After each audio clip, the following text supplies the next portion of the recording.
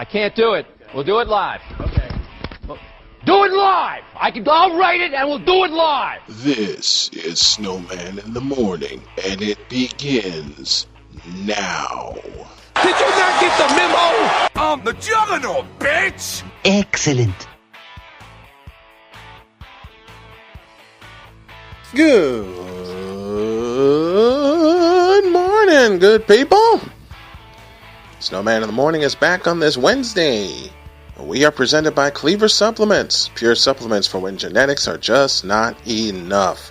Visit them online at Cleaver, K-L-I-E-W-E-R, supplements.com. Got some stuff to get into for this Wednesday. The Cleveland Cavaliers stand one win away from a return trip to the NBA Finals. We'll break that down. Got a beef going on that hasn't died down yet, and it features Kevin Durant. Got that, and I got a special interview with one Rick Curti as we turn from basketball to baseball, and our discussion is bringing Major League Baseball to Charlotte, North Carolina. First things first, Cleveland Cavaliers beat the Boston Celtics a final 112-99 in Game 4 of the Eastern Conference Finals.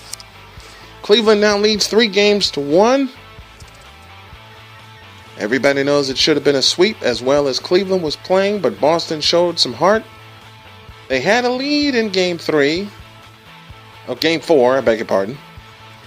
But, unfortunately, the Cleveland Cavaliers, the defending world champions, came back and won the game 112-99. So, Cleveland came back the same way that Boston came back in Game 3.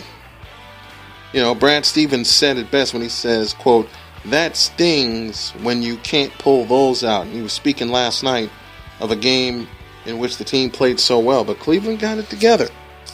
They got it together. Steven also said, "We put together a lot of good basketball here. We didn't put enough of it together to win the game." And he's right.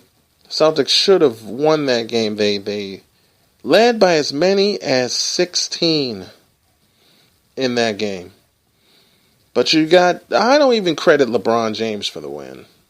You know who I credit? I credit Kyrie Irving, and I talked about this already. I spoke about this on Monday. Kyrie Irving is the leader of that team, not LeBron James, not Kevin Love. There were only 2 lead changes and 1 tie in that game. Avery Bradley finished with 19 points. Jay Crowder had team-high 8 rebounds. Al Horford dished out 7 assists.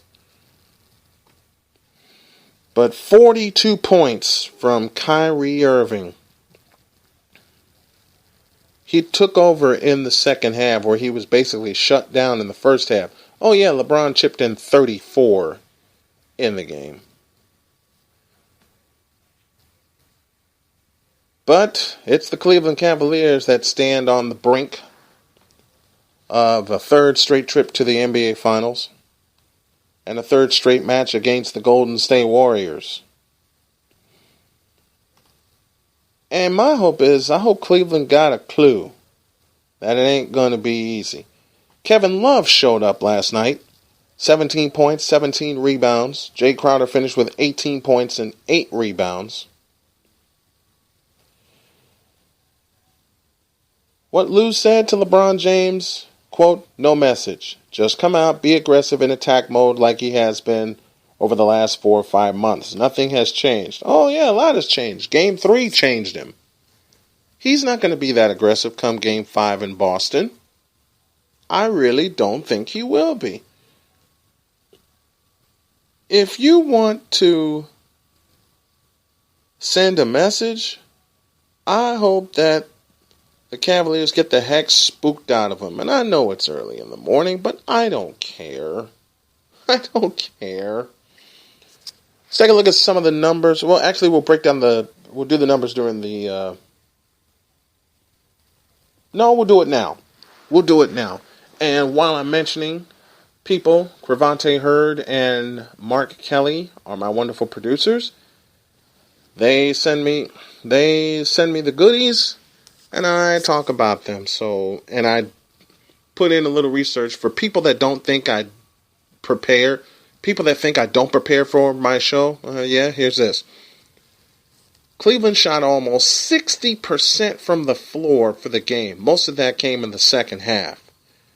They led in every category. They out-rebounded Boston 37-29. But Cleveland still committed a game-high 14 turnovers in that game. 14 turnovers. Celtics led by 10 at the end of one, 29-19. Led by 10 at halftime. And then Cleveland went to work with a 40-point third quarter. 40 points in the third, and that turned it around, and that has put them on the brink of returning to the finals. Well, I was hoping that Boston would tie the series. I really was hoping that. But I must give credit where credit is due. And I just hope that the Celtics play like they have nothing to lose in Game 5. Well, they got a lot on the line in Game 5 in Boston. But I'll give the Celtics this kind of credit. They dodged a lot of punches in Game 3. They couldn't dodge the same punches in Game 4. So that loss in Cleveland woke up the Cavaliers, which is probably the scariest thing you could do. The absolute scariest thing you can do is wake up the Cleveland Cavaliers. Had them down and couldn't finish them. Now, I spoke a lot on Monday about having killer instinct, and I still don't think LeBron James has the killer instinct. Kyrie Irving does.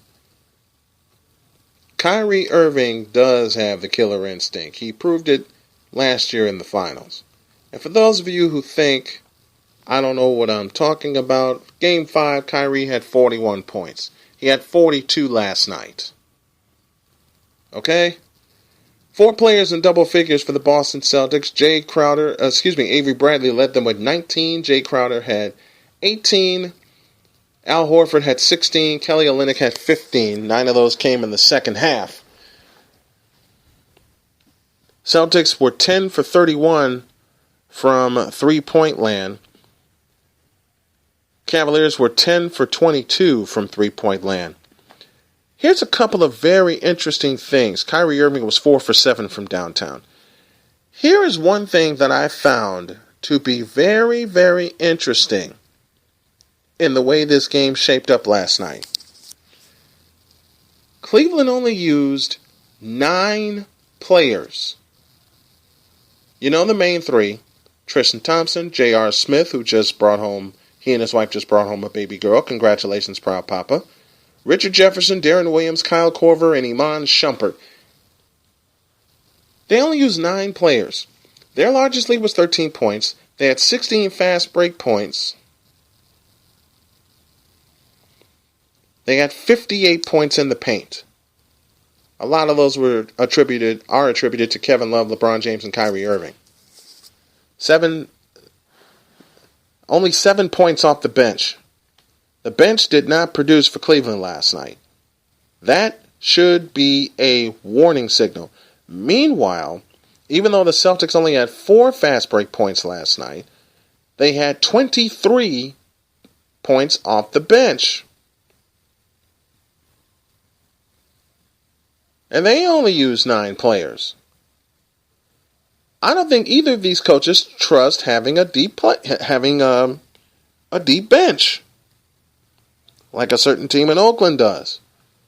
But what should scare Cleveland is the fact that they allowed the Celtics 23 points off the bench, while Cleveland had only 7.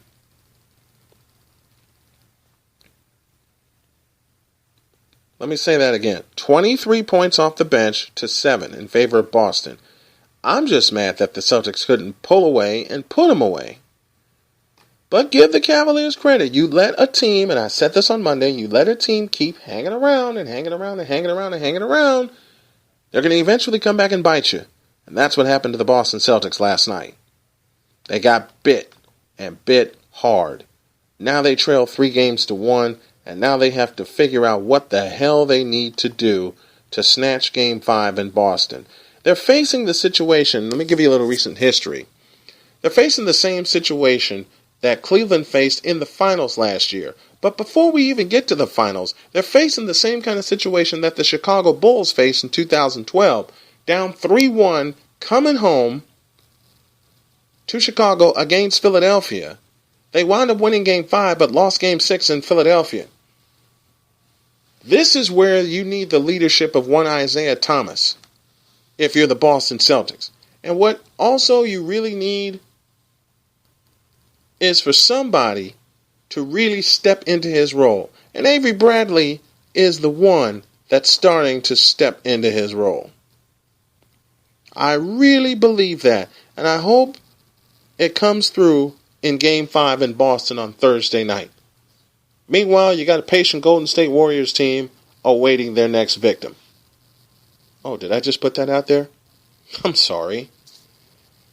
Let's take a pause for a break, and when we come back, more on the Eastern Conference Finals, my thoughts on who did what and who needs to do what, even more of that, and also Stephen A. Smith and Kevin Durant are at it again, or has it really died down?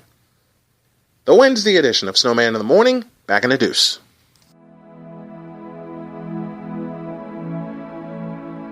There's at least one place in every community in Illinois, one place where neighbors still gather and civic pride flourishes. It's one endless source of community pride and inspiration. One night where history is made, and the nation's future suddenly seems brighter than ever.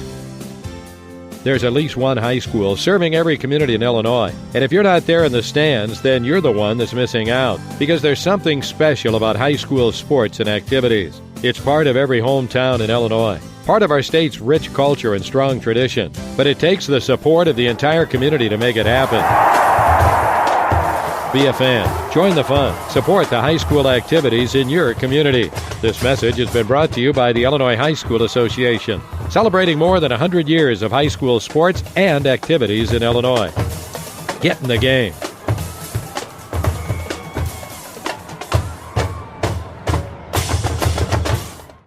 Adopt US Kids presents Multiple Choice Parenting. Your daughter just had her first breakup. Do you A, put yourself in her shoes? How could he do this to you?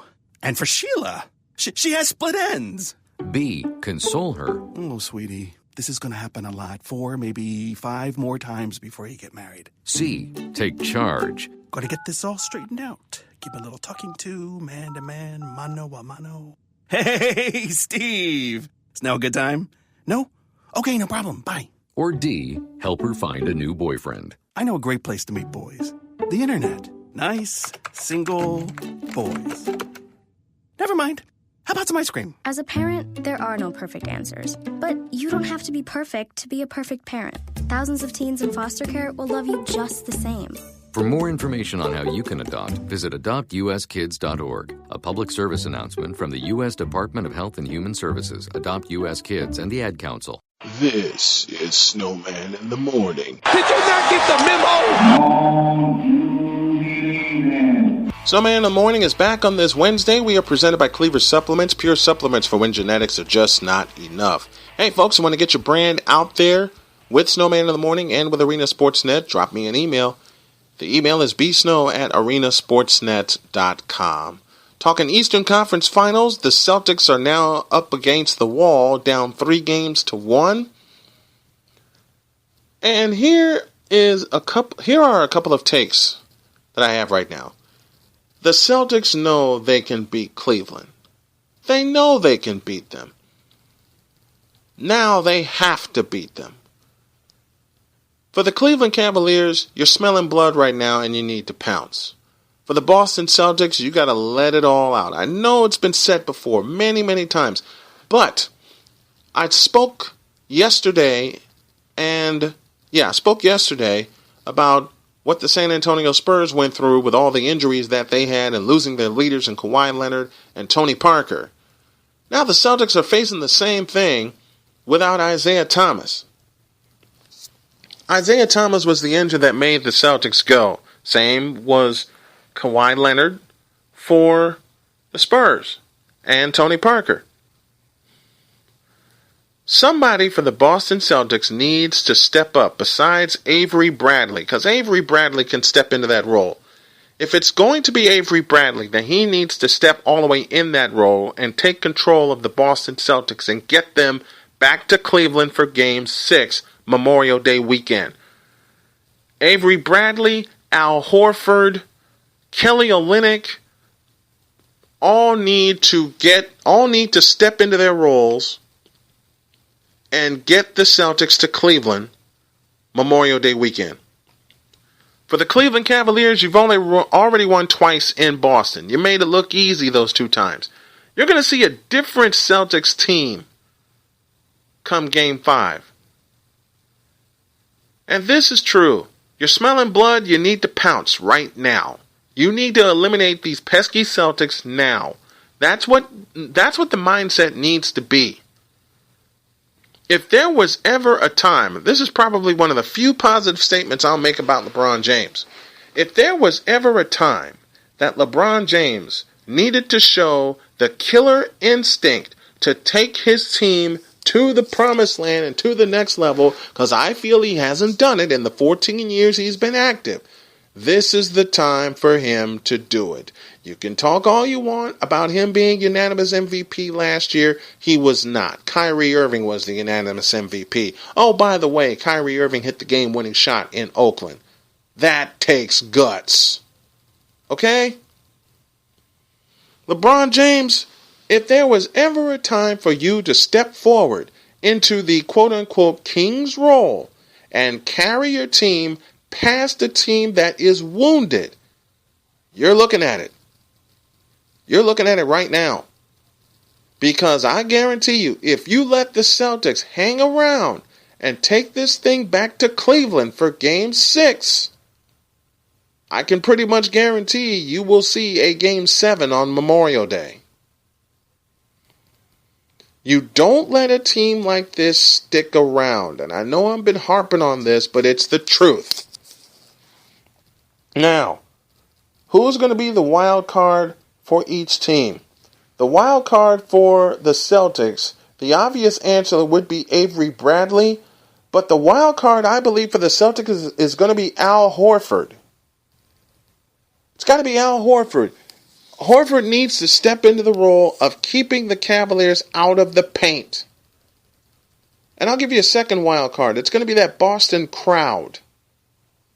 The TD Garden needs to blow up sideways, and I'm talking about with noise.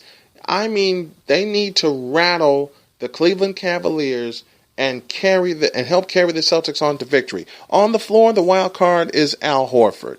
It must be Al Horford. Al must be the one that protects the paint and patrols the paint. Jay Crowder also. But Al Horford's going to have to be the one that gets them there. He hasn't had this kind of opportunity while in Atlanta. He hasn't. Now he's got one. I'll give you another wild card. There's so many wild cards in this game. I'll give you 2 of them. Jonas Jerebko is another one. He started getting points early, only finished with 9 points last night. He has to come up big and score the basketball. He was only 2 for 4 from the field. And another obvious wild card is Marcus Smart. 1 for 9 from the floor. Did y'all hear that? Let me try that again. 1 for 9 from the floor. Cleveland did a good job of not letting Marcus Smart get off.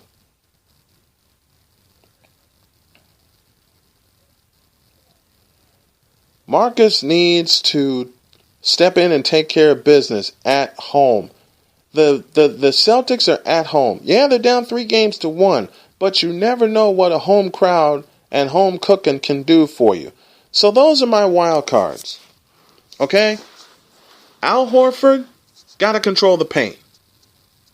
Got to come up with more than 3 rebounds. You got to come up with more than 3 rebounds in 36 minutes.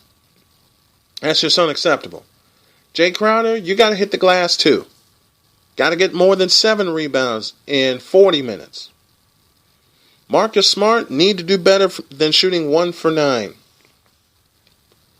And the Celtics as a team has to shoot the ball better than 44% from the floor. They cannot fall in love with the three-point shot as they did beginning at the end of the first quarter. That's why they shot 31 three-point shots and they only made 10 of them. They started shooting them in volume at the end of the first quarter. That's how they allowed Cleveland back into the game. Give Cleveland credit. They attacked the basket when Boston was coming up with one-and-dones on their offensive end. Now, let me flip over to the other side. I'll give you 2 key players for the Cleveland Cavaliers. If they are to pounce, and if they are to close out this series, then Tristan Thompson and J.R. Smith need to produce better numbers than what they did last night. I know J.R. Smith's dealing with a lot. He just brought home his daughter after being born premature. But J.R. Smith, your daughter's counting on you to shoot more than 2 for 4 from the field and attempt only 2 3-point shots. That's why they brought you there. They needed you to spread the floor. They needed you to hit 3-point shots. And you're not doing it in this series. Tristan Thompson, I don't need to say anything else. Only 3 for 4 in 37 minutes? Only 7 points? Tristan and JR only produced 12 points between the two. Only 12 points. They are lucky to be up 3-1, given the fact LeBron James shot 56% from the floor. Kyrie Irving went teetotally the bloody hell off, shooting 4 for 7 from distance and 68% from the floor. Even Kevin Love got into the act, 3 for 5 from distance, and shot 6 of 13, 17 points and 17 rebounds. The Boston Celtics basically let one man out-rebound them. That's Kevin Love. They have the advantage in offensive rebounds, 7-4, but at the same time, when you don't control the paint, you give up 33 defensive rebounds. 33 defensive rebounds against a team that's only playing 9 players. And quite honestly, only 2 of them, LeBron James and Kevin Love, can actually work their way into the paint.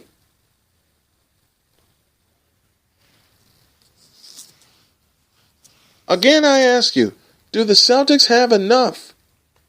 Do the Celtics have it in them to grab a Game 5 win?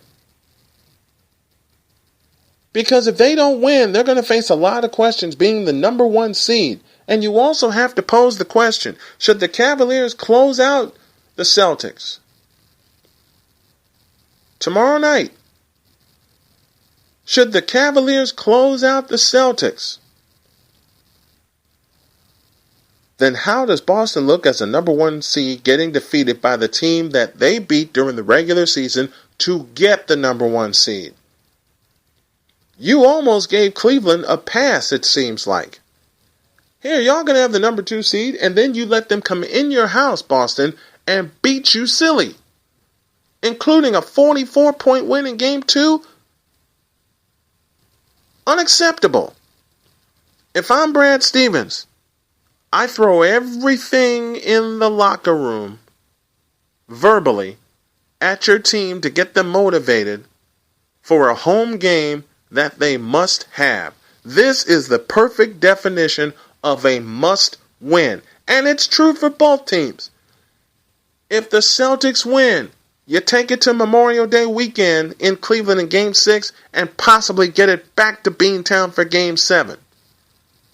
If Cleveland wins, you shut up Boston once and for all, you prove they're a fraudulent 1 seed, and you march on to the finals.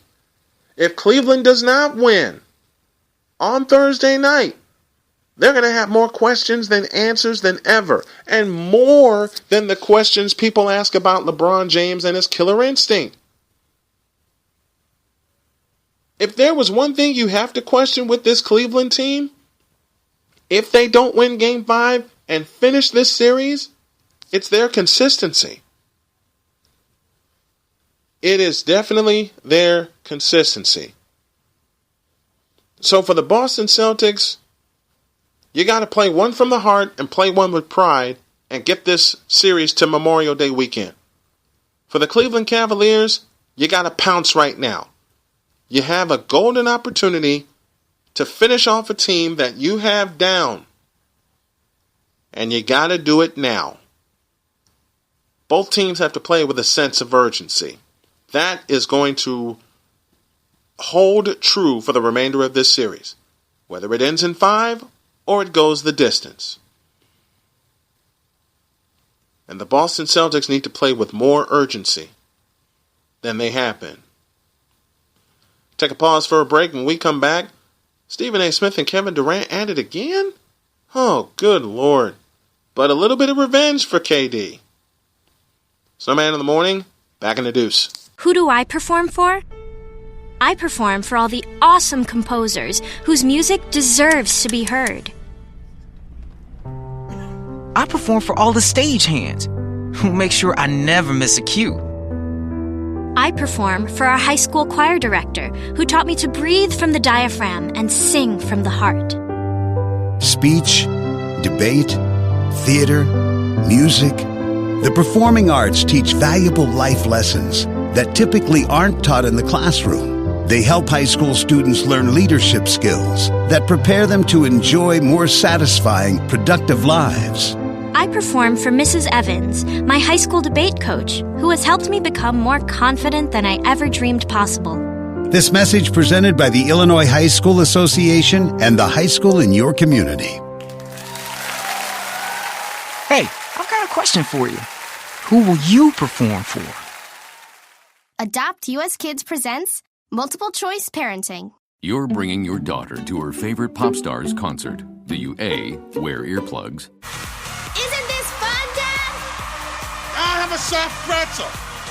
B, remember the moment with matching concert t-shirts? That's gonna be $180.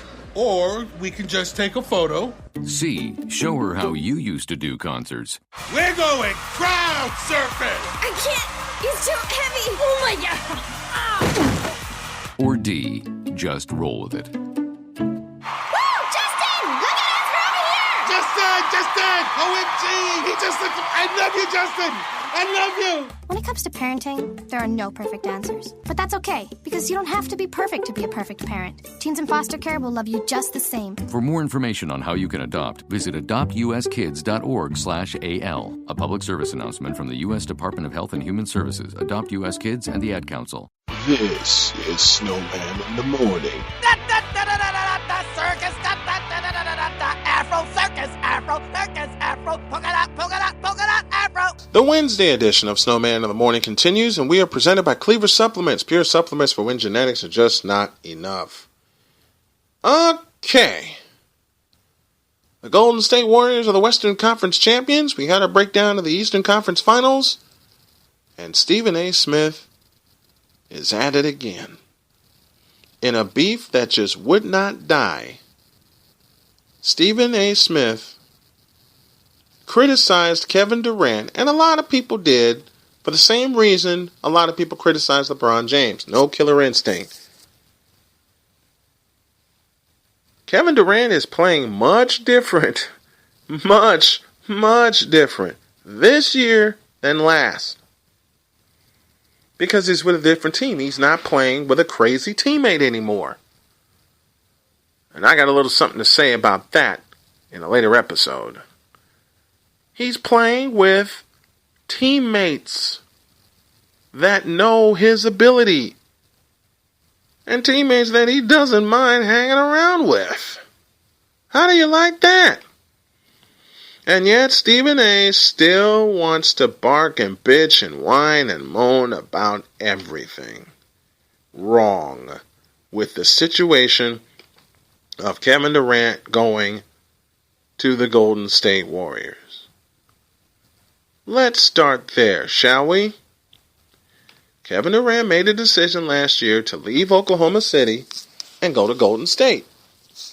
Everybody posed the question, why are you going to leave the team that you've been with for 10 years and go to the team that eliminated you when you had a 3-1 lead? The answer is simple. Kevin Durant wants a ring, and he wasn't going to get one in Oklahoma City. Period. What's the matter? Did I hurt a lot of people's feelings saying what I said? Let me say it again. Kevin Durant wants a championship. And he went to the team that gave him the best opportunity to win a championship. Not just show off his offensive skills, not just show what he can do defensively, and oh, by the way, he had a hell of a season defensively, injury or not. He went to the team that gave him the best shot of doing something he has chased for 10 years, hoisting the Larry O'Brien Trophy. You got that? Now, on to Stephen A. Smith, who once upon a time called out Kevin Durant because he felt he didn't have the killer instinct, and at one time he didn't. But here's where I have a problem with Stephen A. Smith. When he busted out a report saying Kevin Durant would sign with the Lakers, and Kevin Durant clapped back and said, "No, I'm not," Stephen A. decided to threaten Kevin Durant by saying the following, and y'all remember this quote, "You don't want to make an enemy out of me." Well, the time of reckoning has come for Stephen A. Because guess where he has to go with his failing outfit ESPN to cover the finals? That's right, Oracle Arena in Oakland, California. And who's waiting on him? Kevin Durant. You know what I hope happens? I hope Kevin Durant and the rest of the Warriors don't give Stephen A. one piece of interview time. Period. You are not going to say to me, you don't want to make an enemy out of me, after I clapped back and said that your report was wrong, and you're going to get that defensive? Child, please. You don't deserve any kind of airtime, Stephen A. Smith. I'm not wishing any kind of ill will against you, but I am wishing lack of airtime for you.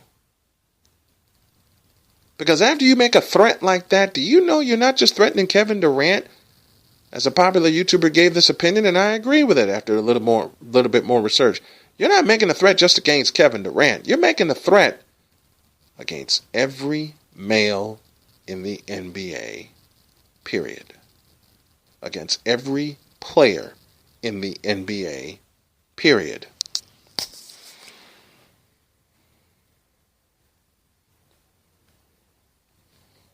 And I hope that in time, every player that's in the NBA turns their back on you and don't even speak to you because of that threat. You've got no right, you've got no business, you've got no purpose making that kind of threat against grown-ass men.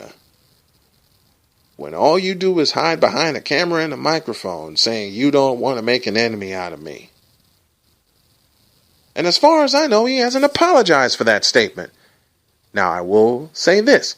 If he has, then I retract it. If he has apologized for that statement, and I don't know if he has or not, then I will gladly retract it, because I would be wrong in putting it out there and leaving it out there and not saying anything to the contrary if I find out that he did apologize for that statement. But Stephen A. Smith, I hope you get absolutely no kind of love from the Golden State Warriors. With everything that you proclaimed about Kevin Durant and the Warriors, saying that Kevin Durant ruined the regular season. Well, you know something? You want to use your logic? He's ruined the playoffs because Golden State has wiped out everyone that's in front of them, and they're awaiting their next victim. Didn't think about how much of an impact Kevin Durant would have with the Warriors, have you? You see a blowout and you stay true to your statement that Kevin Durant has ruined the regular season. All you've been waiting for is for Kevin Durant to face LeBron, and you're hoping Kevin Durant cowers like a freshly kicked puppy. Thank you, Victor Locke, for that statement. Against LeBron. Well, if it turns out that he faces LeBron in the playoffs, I don't think that's going to happen. Let me rewind it for you. January 2017, Oakland, California is the scene of the crime. It was a crime the way the Cavaliers got their ass kicked. They allowed 72 points in the first half to the Golden State Warriors. No, let me check that. 78 points in the first half.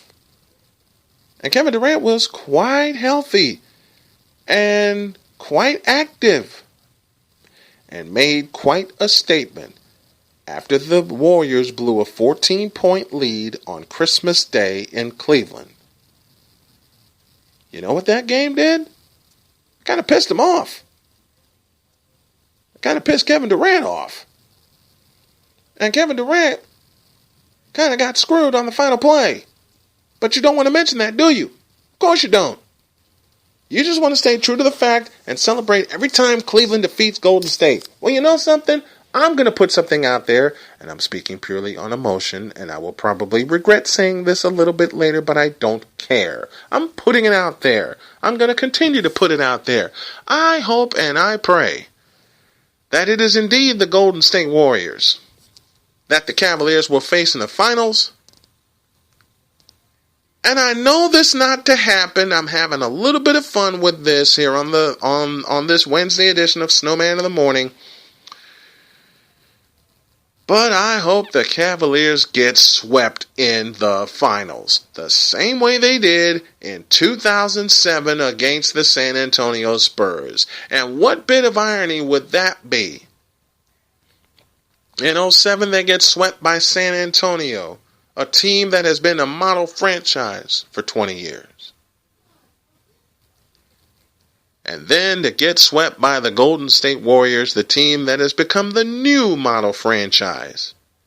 And oh, by the way, you need to remember, Golden State has made all the right moves, unlike the Cleveland Cavaliers. You have to remember that, Stephen A. Once you put something out there, as a dear friend of mine once said, you can't suck it back like spaghetti. And what makes this even more fun? I can't wait to see the look on your face when you walk in the Oracle Arena and the first person you run into is Kevin Durant. Now, one more time, I don't wish any kind of ill will against Stephen A. I don't. As a matter of fact, to be perfectly honest, I hope these two can work it out as men. As black men and as men. I hope these two can work out their beef. And I'm being very, very sincere when I state that. We got enough men fighting each other in this world, black, white, or whatever. As much as I've said in this segment about I hope the Warriors give Stephen A. no kind of airtime, I hope as men, Durant and Stephen A. can settle their differences. We got enough beef in this world.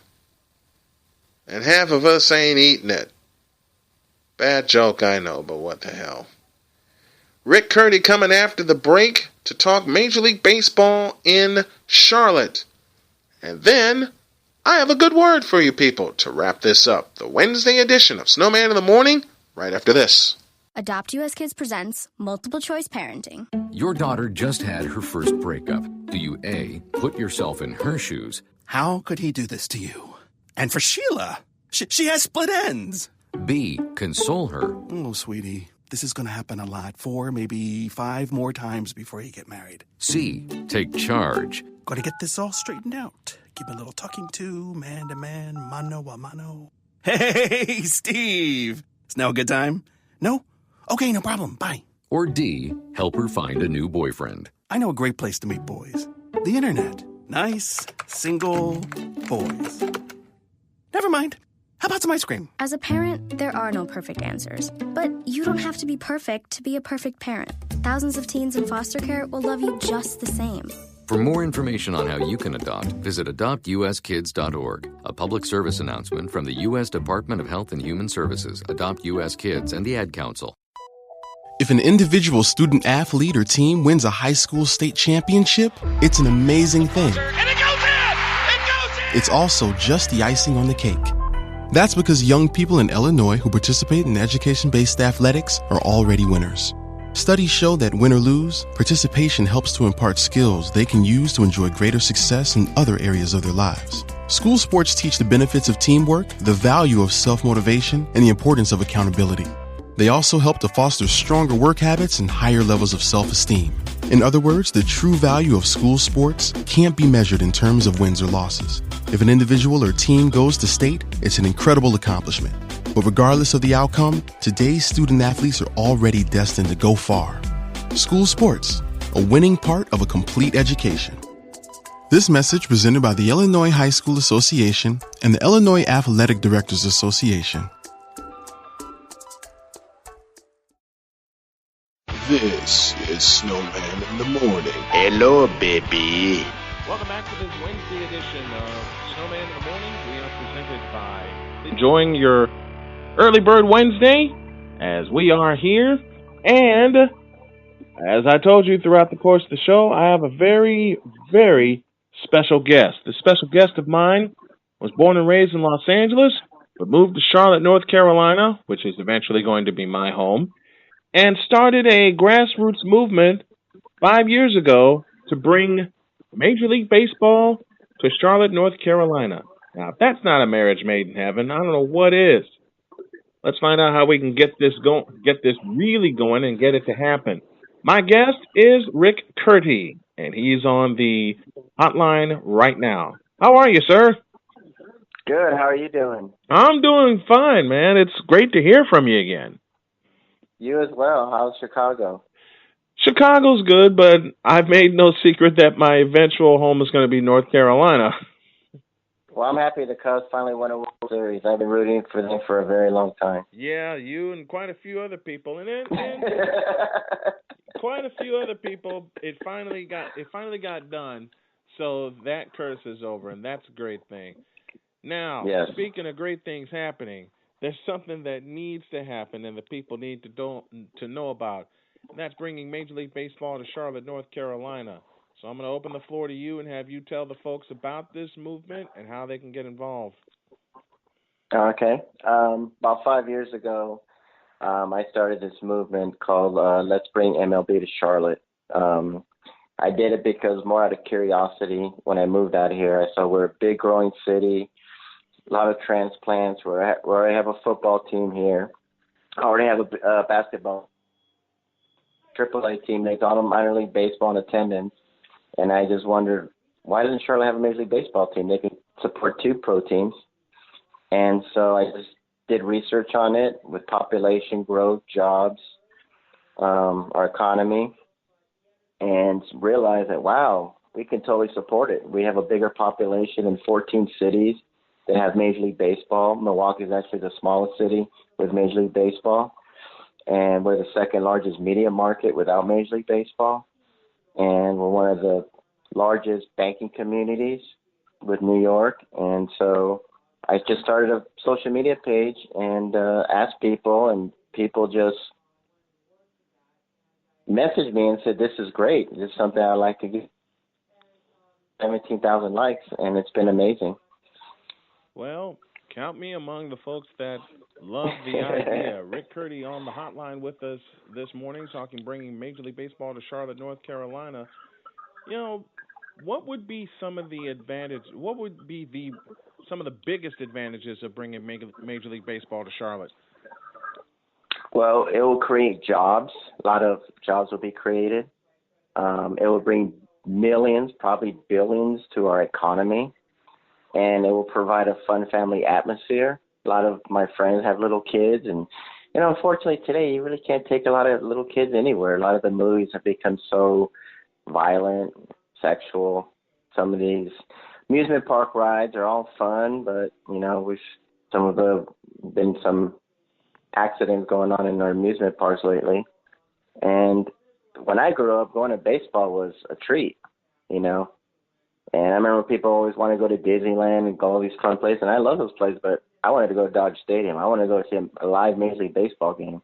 So just the excitement of it, you know, bringing kids there. I go to the Knights games, and there's so much diversity there. You see older people, younger people, people of different ethnicities, different ages, single people, family people, and it's just, I think, great way to reach out to your community as well. Go to, you know, help your local police or your local firefighters, and just get involved in the community. So there's so much advantages for everybody, you know, for our city, for the jobs, for, you know, just everybody wins in all this. How did you come up with the idea of the Charlotte Bats? When we decided to do this, I didn't want to just say, okay, let's bring Major League Baseball to Charlotte. Okay, great, do it. So I wanted to push the envelope a little bit more, and I said, you know what? Really get the ball going. Let's come up with a concept. Let's come up with an idea.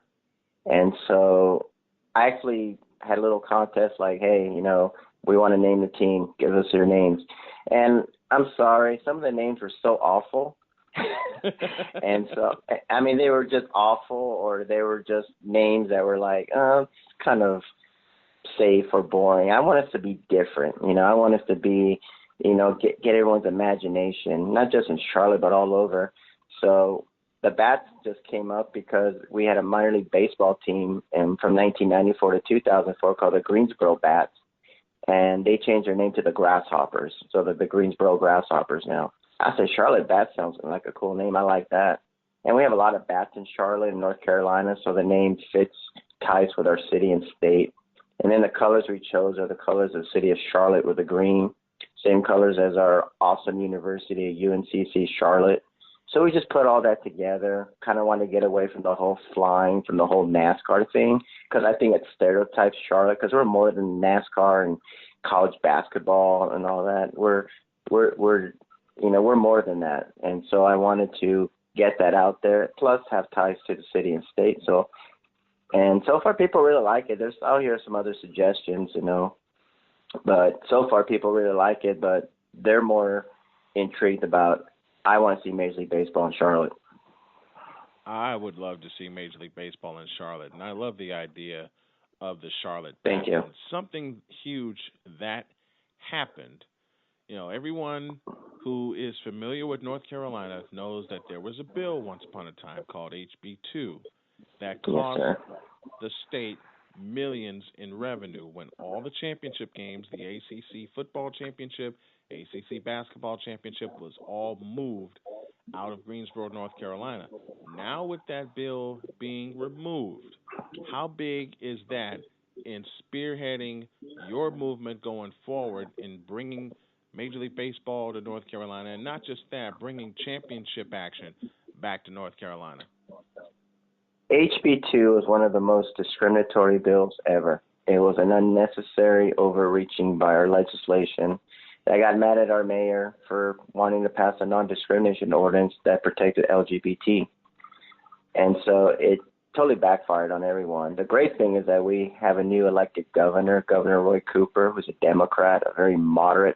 He was the attorney general, and he knew he was totally against his bill, and it wasn't a full repeal like he wanted to, because our legislators have super majorities in North Carolina. So it was more of a compromise bill, but he got a lot of it out of there. That was the problem. And now that is gone, we're getting the NCAA back, the ACC, the NBA. Also, we lost our All-Star game. We were supposed to have it. Went to New Orleans. And so we're going to be getting all those back. Our jobs are coming back. And so it's been so great, because last year was awful.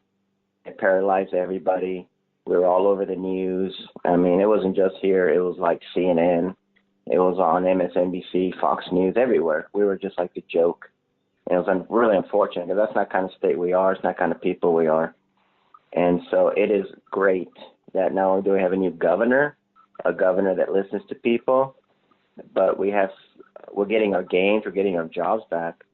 And so it's been great. You know, we still have a lot of work to do. We have other elections coming up in 2018. Hopefully we can get some bad apples out of our legislation. But right now we're heading in the right direction. So everyone's really, really excited that we're getting our jobs and we're getting our games back, because we lost billions of dollars. It was like about $2 billion we lost, probably more. We lost so much money. And to have that stain as a state that discriminates, that could be that could be forever. And we're doing everything we can to get rid of that stain, because that's not who we are as a state. Well, count me, as I said, as a part of that movement, as a part of bringing Major League Baseball to Charlotte. I know the ACC basketball championship's going to return. ACC football championship's going to return, and that's huge right there. Those are two major sports, especially in North Carolina, where people attend, and that's where the money goes. Because when the ACC championship was in Greensboro in 1995, I was a part of it, and just the fans alone from the schools in the ACC drive the economy for that week. So it's amazing to have that back. Yes, I mean we're excited. It was so sad to see the game go to Orlando, to see games go to Brooklyn, and they're great places. I mean, don't get me wrong, they're wonderful, wonderful places, but it just wasn't the same having them not here. And I mean, the attendance wasn't very good there, and they didn't want to go. You know, the organizations didn't want to go, but because this bill was so discriminatory and it was so awful that they, you know, and sponsors were pulling out, they had to do something. But now that's gone now, you know, now we're getting it back and we're getting our reputation back. So this is a good thing. This is great for North Carolina when we have a new governor and more elections coming up. So we're very excited. Rick Curti joining me here as we talk bringing Major League Baseball to Charlotte, North Carolina. You can hear a repeat of this and all of our interviews on our page, arenasportsnet.com/SIT morning. Rick, an absolute pleasure, my friend. I enjoyed it. I look forward to talking with you more. All right. Thank you.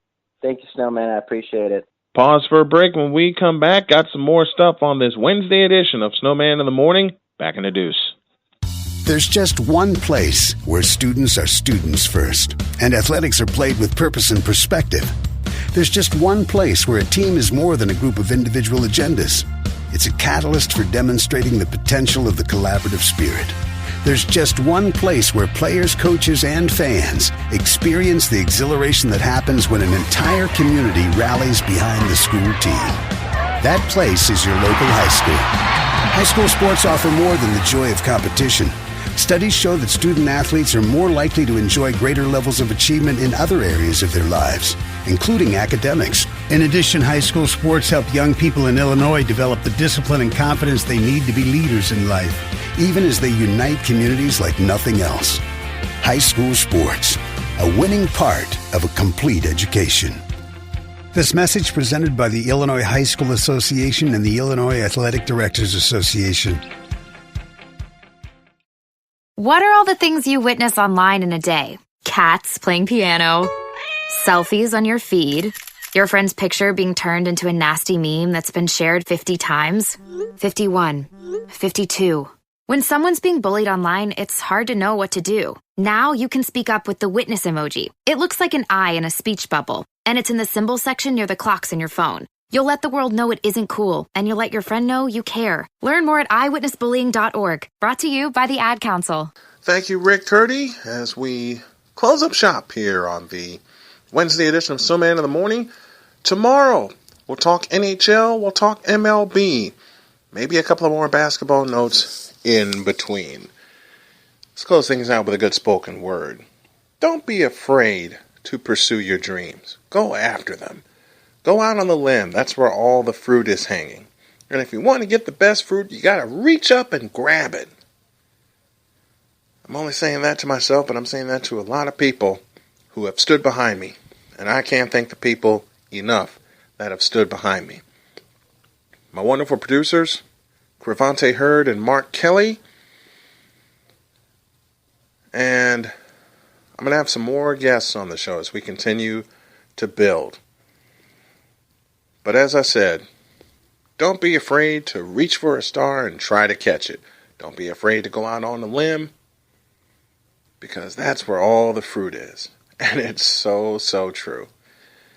I'm getting such a thrill doing the show again and doing it in a way where I can be consistent, I can bring the hard-hitting sports talk, but I can have fun with you guys as well. It no longer feels like a chore to me. It feels like fun to me, and that's what I've wanted for such a long time. Listen, if you want to sponsor the show, drop me an email to bsnow@arenasportsnet.com, and I hope y'all enjoy it as I enjoy bringing it to you. That'll do it for this Wednesday on Arena Sportsnet. Today we got some baseball for you, beginning with our pregame show at 5:30 Central Time, 6:30 Eastern Time. Hope that you enjoy it as we enjoy bringing it to you. Have a great day. God bless. And always remember, if your dreams don't scare you, remember to make your... Excuse me, let me try that again because I kind of messed up my usual closing. Oh boy, when you're on a roll, sometimes your tongue gets ahead of your brain. Have a great day. God bless. Remember to make your next move your best move. And always remember, if your dreams don't scare you, then they are not big enough. Until tomorrow, when we talk some NHL and some Major League Baseball and some amateur stuff in between, Snowman out.